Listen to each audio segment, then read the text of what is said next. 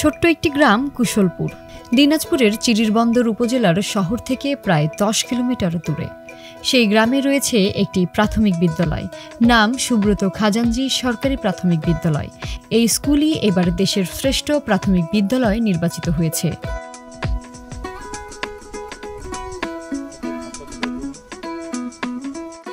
মানসম্মত শিক্ষা নিশ্চিত করেই বৈষম্যমুক্ত বাংলাদেশ গড়ি প্রতিপাদ্য সামনে রেখে গত শনিবার ঢাকায় প্রাথমিক শিক্ষা অধিদপ্তরে জাতীয় প্রাথমিক শিক্ষা সপ্তাহ 2025-এর উদ্বোধন অনুষ্ঠানে প্রাথমিক শিক্ষা পদক 2024 প্রদান করা হয়।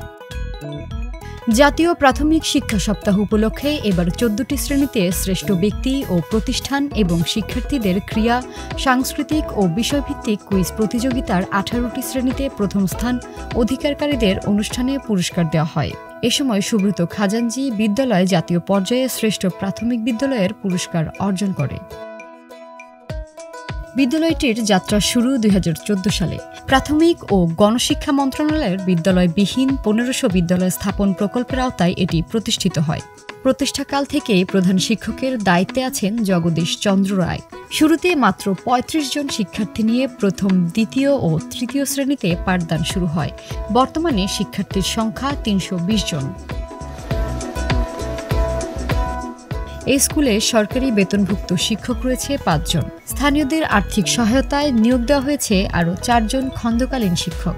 এদের মধ্যে সঙ্গীত ও চারুকলার শিক্ষকও আছেন। আমাদের এই বিদ্যালয় 2024 প্রাথমিক শিক্ষা পদকে দেশসেরা বিদ্যালয়ে শ্রেষ্ঠত্ব অর্জন করেছে। তো এই পাওয়াটা আসলে অনেক বিশাল পাওয়া এবং দেশসেরা হওয়াতে আমরা গর্বিত। যখন আমরা কার্যক্রমটা শুরু করি আসলে কখনো ভাবতে পারিনি যে এত অল্প সময়ের মধ্যে এই পর্যায়ে চলে যাব। তো আসলে এর পিছনে আমি বলবো যে কোনো কাজ আসলে আন্তরিকতার সাথে করলে এটা কিন্তু আসলে কোনো সফলতা কোনো না কোনো এক সময় আসবেই।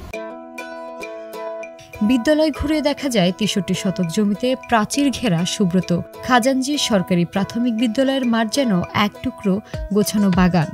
বিদ্যালয়ের প্রাচীর এমনকি ভবনের ছাদেও আঁকা হয়েছে বিভিন্ন ফুল, ফল, প্রাণীর ছবি। প্রধান ফটক দিয়ে বিদ্যালয়ে প্রবেশের দুই পাশে বিভিন্ন ফুলের গাছে শোভা পাচ্ছে নানা রঙের ফুল। শিশুদের বিনোদনের জন্য বিদ্যালয়ের চত্বরে রয়েছে দোলনা, ঢেকিকল সহ নানা ধরনের খেলনার সরঞ্জাম। ভবনের সামনে রয়েছে সততা স্টোর ও শহীদ মিনার। শ্রেণীকক্ষের দেয়ালগুলোতে বাংলা, ইংরেজি, গণিত বিষয়ের পাশাপাশি মানচিত্র, সৌরজগৎ, বিশিষ্ট ব্যক্তিদের ছবি ও সংক্ষিপ্ত জীবনী তুলে ধরা হয়েছে। মাল্টিমিডিয়া ক্লাসরুমে শিশুরা ছবির মাধ্যমে পাঠ শিখে। প্রতি বৃহস্পতিবার আয়োজন করা হয় সাংস্কৃতিক প্রতিযোগিতা।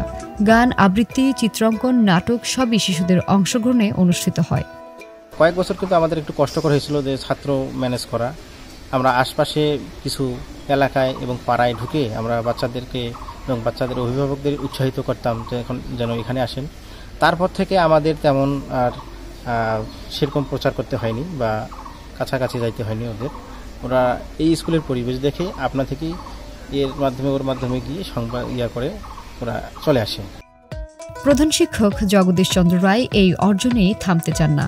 বিদ্যালয়টিকে আন্তর্জাতিক মানের শিক্ষা প্রতিষ্ঠান হিসেবে গড়ে তুলতে চান। তো শুরুতে আমরা স্টুডেন্ট ছিল 35 জন, এখন স্টুডেন্ট আমার 320 জন স্টুডেন্ট। তো এই যে 235 জন স্টুডেন্টে আমি কার্যক্রম শুরু করলাম, তখন কিন্তু এই স্কুলটি একটা উপবৃত্তি প্রকল্পের আওতায় নয়, এই স্কুলটি 1500 বিদ্যা প্রকল্পের আওতায়। অতএব স্টুডেন্টরা ভর্তি করার পর স্টুডেন্টরা থাকে না। আমি খুব দৌড়ঝাঁপ করে এদিক সেদিক করে লোকজনকে ম্যানেজ করে স্থানীয় লোকজনের সহযোগিতা নিয়ে এই বাচ্চা শিক্ষার্থী 35 জনকে ম্যানেজ করছি এবং রাখছি। 2014 থেকে 2017 জুন পর্যন্ত আমার স্কুলে কোনো বরাদ্দ ছিল না। আমি এই গণ্যমান্য ব্যক্তিদের সহযোগিতা নিয়ে স্কুলটি আজকে এভাবে নিয়ে যাচ্ছি। আমি ভাবিনি আসলে এত তাড়াতাড়ি আমি দেশসেরা স্কুল আমার এই স্কুলটি পরিণত হবে। যাই হোক, হয়ে গেছে। আমি এখন আমার পরবর্তী প্ল্যান হলো কিভাবে বিশ্বমানের একটু করা যায়, স্কুলটি পরিণত করা যায়। এই জন্য আমি কাজ চালিয়ে যাচ্ছি। শিক্ষকদের আন্তরিকতা, অভিভাবকদের সহযোগিতা, শিশুদের প্রাণচাঞ্চল্য আর গ্রামের মানুষের ভালোবাসা, এই সব কিছু মিলিয়ে গড়ে উঠেছে দেশের শ্রেষ্ঠ প্রাথমিক বিদ্যালয়।